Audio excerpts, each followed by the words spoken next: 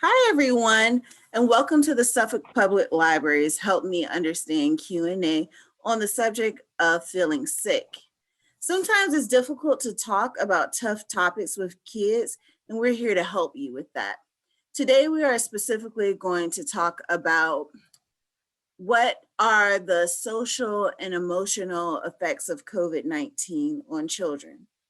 I'm going to introduce our guest, and she'll help us talk about the questions that you may need to navigate with your children when it comes to this topic. Michele Tryon is a CHKD community outreach coordinator and parent educator. She has worked with children and families for 30 years. She has provided services in the hospital, home, school, and community settings. She is a certified child life specialist, a certified positive discipline parent educator, and a nationally recognized trainer and consultant for nurturing parenting programs. So we're very happy to have her. So thanks for being here today, Michele. Well, thank you so much for having me. It's my pleasure. The first question, just to go ahead and dive in, is how do I, from a parent's point of view, how do I even explain what COVID-19 is to my child? Well, I'm going to give you 3 things to remember, and just about every question that comes in, we're going to relate these 3 things back to it. So the 3 things are thinking, feeling, growing, and doing. So whenever we're trying to explain something to a child, just to keep those in mind. What are they thinking? How are they feeling? And the growing and doing part is what can they do to help themselves? So with the thinking part of how do I explain what COVID-19 is to my kid or to my children, we got to give them some information. So now COVID-19 has been around for a while, so they may have an idea of this already, but really that COVID-19 is a new type of coronavirus, and viruses are germs, and germs can make people sick. So we can relate that to maybe other viruses that they've had. Did you ever have a cold or the flu, or remember when, mom had the flu, or those types of things?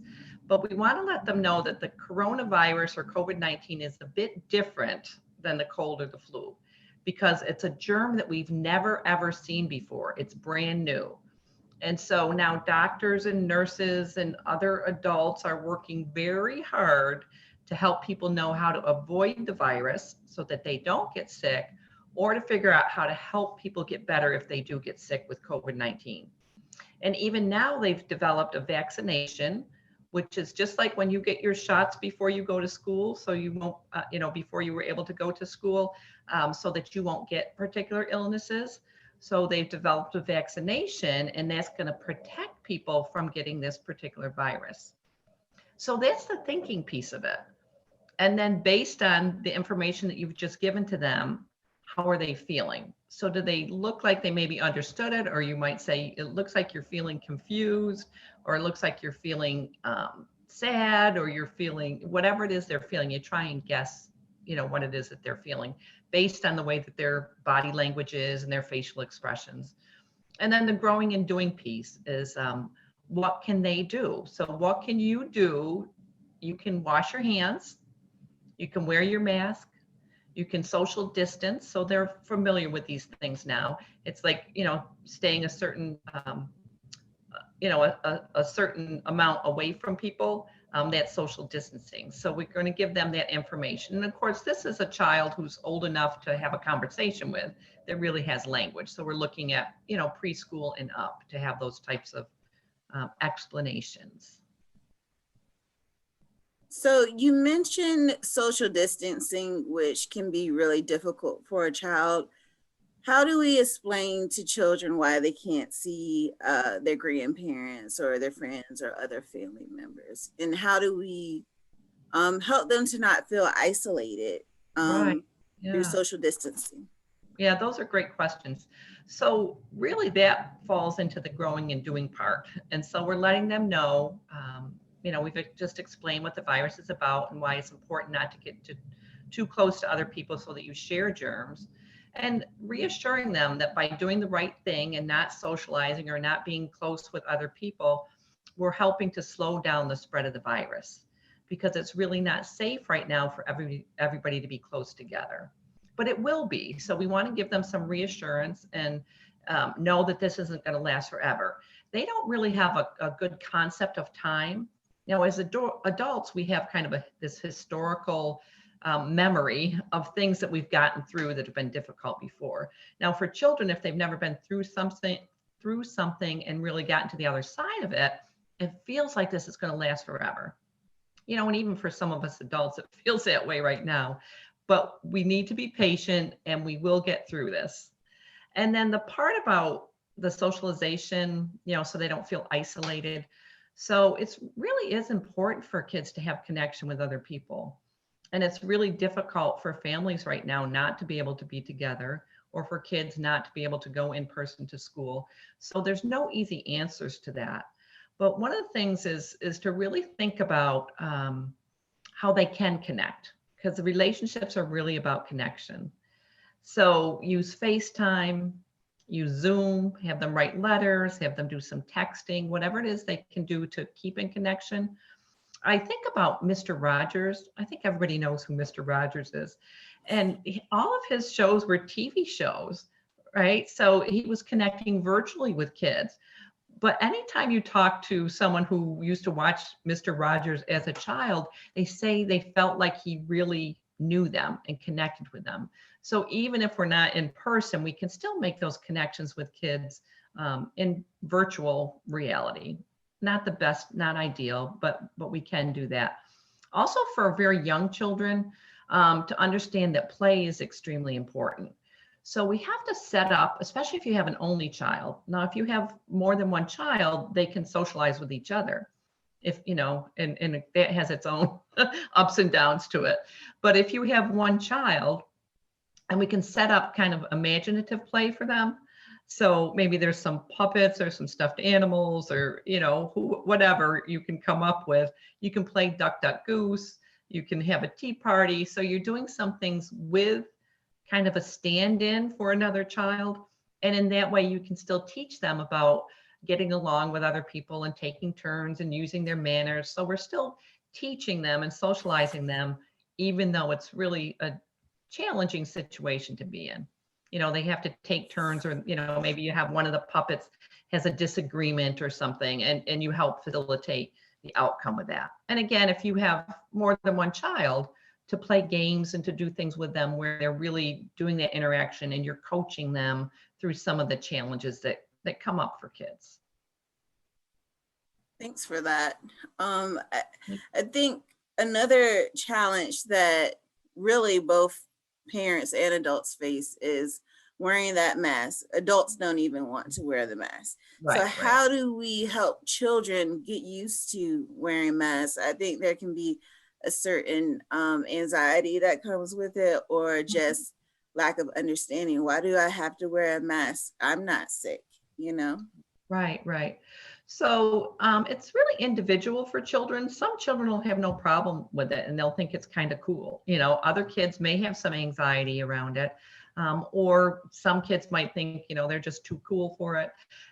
And also they look to the adults around them to see what adults are doing, and then they model that. So we've been in this pandemic long enough now that, there is some exposure to masks. It's not like when it was brand new that they would see people in masks and be kind of scary. So they're used to seeing the masks. Now they have to get used to wearing the mask. And part of it is just, helping it to be, to give them some choice about it. So maybe they can choose a mask, or they can decorate it. And then if they do have to wear a mask, you allow them to choose which one they want to wear. Now, if it is a child who has special needs, or a very young child, we don't recommend masks for children under the age of 2. But if it's a child with special needs, or a child that really has some sensory issues or difficulty with it, there are such things as face guards. And so they cover the face, and it's just a clear kind of sheet, almost like a hat with a clear sheet hanging down over it. And I know in some of the school districts, they're allowing that for children who do have difficulty, true difficulty with wearing masks. And then also for, kind of our older children, we can give them some choices. So if they have to wear a mask to go into the store with you, you could say, well, you can wait in the car, of course, thinking it's a child that could wait in the car by themselves, or come in with me. If you come in with me, you will need to wear your mask, but it's your choice. So we're trying to give them some choices. Or if you're allowing them to go somewhere, it's with the caveat that they do wear the mask the entire time. So you can choose to stay home and not wear your mask, or you can choose to go and wear your mask. What's your choice? Gosh, that's a great idea, giving like the ownership of the decision to the Yeah, yeah, child. Um, yeah. yeah. So my last question was, understandably, children will worry about getting sick. They may wonder what will happen if they get sick. What do Right, you right. say to that? Well, I'm going to give you two words this time. So we could go back to thinking, feeling, growing, and doing. We could say, what are they thinking, and then how are they feeling, and give them some ownership in it. But this time I'm going to say comfort and challenge. So the part of this is whenever a child comes with you to a worry, or with a worry, or something that they're anxious about, is we want to really open up the conversation so we can figure out what's going on with them. What are they really thinking? And not just give a pat answer that reassures them, but doesn't allow you to explore with them and kind of process what their worries are about.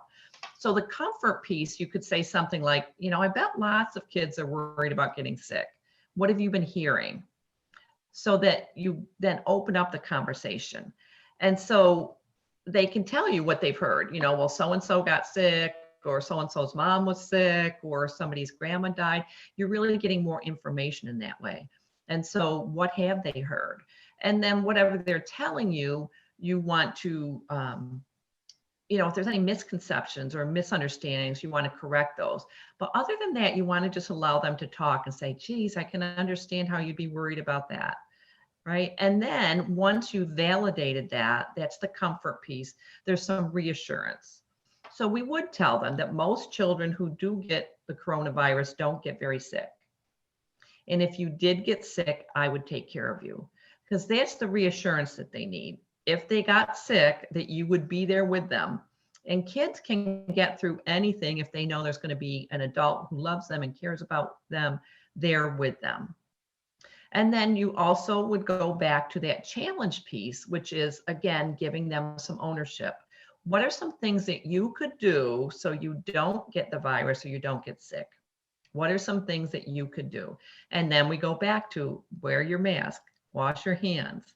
We can also talk about eating healthy and exercising so your body builds up a good immune system to fight germs. If you do get sick, if you're strong and healthy, you can fight the germs.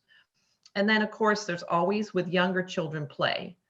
So for younger kids, you can, even thinking about the idea of wearing masks, if you play with that idea and you have them put masks on their stuffed animals, or I know my granddaughter who was 5, she was making Play-Doh masks for her princess dolls, and she called them her coughing masks. I said, what are you Oh, putting on your faces? Oh, it's their coughing masks. So we do some things in playful ways, and that exposes them, to the ideas about the sickness or the illness, but also gives them some efficacy, we would call it, and on their own behalf, that they can do something about it. There's also some links on our website, the CHKD website, just to kind of wrap this up. So chkd.org/parenting resources. And if you go onto that page, it'll say web resources, and you go in there and there's just a whole bunch of activity books for kids, family guides for kids. There's some little videos that you or your children could watch together. There's some articles for parents about how to talk with your kids about COVID-19 and about other things that are happening in our world. So some of the things that they suggest in the, the things that you could do with kids, like the activities. To do a COVID-19 time capsule is one of them. So thinking of this as kind of an historical event. And so you're putting in the time capsule, maybe just things that came up, maybe a mask, or maybe an article that you read, or your child can choose to put some things in there. and you say something like, oh, in the future, we're going to look back on this and think about really what was 2020 all about? What was this pandemic about? Because this is a historical event. We don't realize it now. Well, maybe some of us do, but it's a historical event that we will look back on in years to come. They can also, an older child could do a lockdown diary or journal. They could write a song. All kids can draw pictures. So anything that they can do that helps them express themselves helps reduce the stress and anxiety around COVID-19. Also teach them some calming techniques. So create maybe a relaxation box that has a stress ball in it and maybe a soft toy or something that they could draw on, maybe some soft music. So a relaxation or calming box, a self-care box. So some things that are their favorite things. And if they're starting to feel even lonely or isolated or sad about not being able to see their friends, that they could go to that box and maybe there's their favorite book is in there, or there's something in there that they would enjoy doing. So we call that a self-care box. Also important just to continue with some structure and routines, even though none of this feels really normal right now, because that helps children feel safe. If there's, a routine or kind of a rhythm to the day. So that is my, I think final thought is really just to visit that website and, if you want more ongoing resources. Thank you, Michelle. It seems like a lot of, answering of questions about COVID really comes down to listening, compassion, and just giving children a safe place to share their emotions. And I think that's great advice for our audience here. So thank you so much for joining us today. I really appreciate it. And I hope everyone joins us for our next Help Me Understand Q&A. All right. Well, good luck with your whole series. And yes, I hope lots of people come on. It's really, really important information that you're sharing. So thank you.